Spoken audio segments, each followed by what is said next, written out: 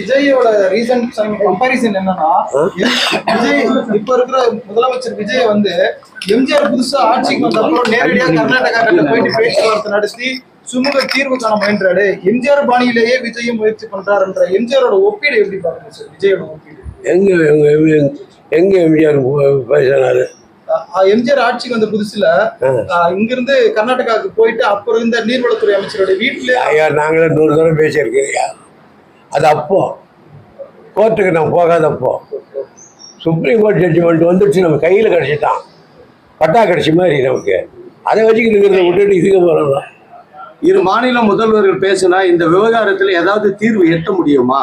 அவங்க பேசுறதுல என்ன தடை இருக்கு? எதிர்கட்சிகளுக்கு 60 ஆண்டுகளுக்கு பிறகு போய் அவங்க சந்திக்கிறாங்க அப்படின்னு காங்கிரஸ் மேலிட பார்வையாளர் பிரவீன் சக்கரவர்த்தி சொல்றாரு. அதுக்கு ஏன் இவங்க எதிர்ப்பு தெரிவிக்கிறாங்க? போய் பேசினா எனக்கு பேர் தெரியாதவரெல்லாம் எங்கிட்ட சொல்லி அவர் என்ன சொன்னாரு கேட்கறீங்க. எனக்கு யாருன்னு அவர் தெரியாது.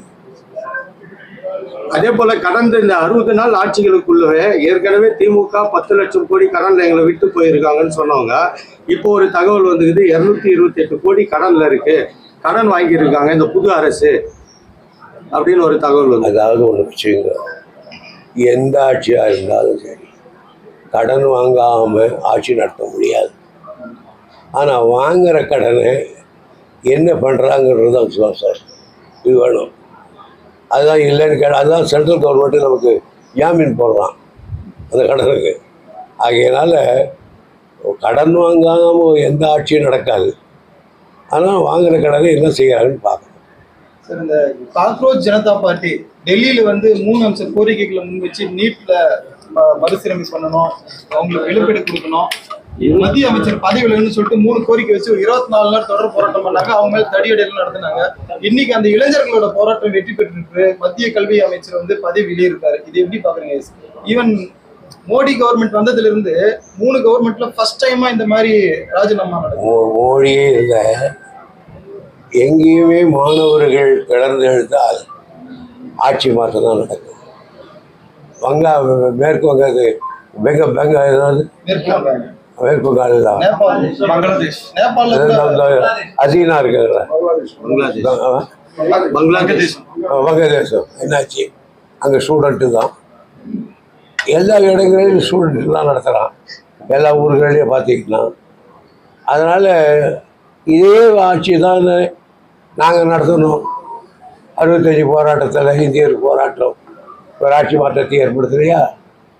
ஆக மாணவர் சமுதாயம்ன்றது லேசானதல்ல.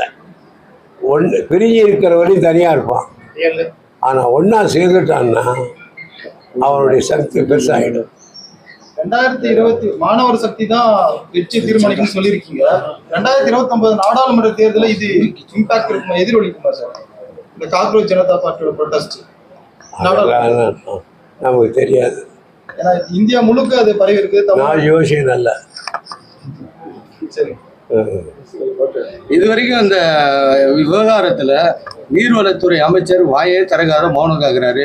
செய்தியாளர்கள் கேள்வி எழுப்பினாலும் மேகதாது காவேரினாலே அவரு பதிலே சொல்லாம கிளம்பிடுறாரு.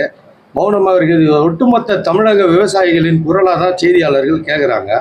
அதுக்கு அவர் பதில் நின்று சொல்லிட்டு போகலாம் இல்லையா? முதலமைச்சரே வாய் திறக்கிறது இல்லை, அவர் இவர் எப்படி வாய் தருவார்? அவருக்கு இந்த விவகாரம் தெரியும்னு நினைக்கிறீங்களா, தெரியாதுன்னு நினைக்கிறீங்களா? அதெல்லாம் நான் சொல்ல முடியாது. இன்னொரு அமைச்சர் அவர் நான் வந்து குறை சொல்ல, நான் ஒரு அமைச்சராக இருந்தேன். அவருக்கு எதனா ஆலோசனை சொல்ல விரும்புறீங்களா?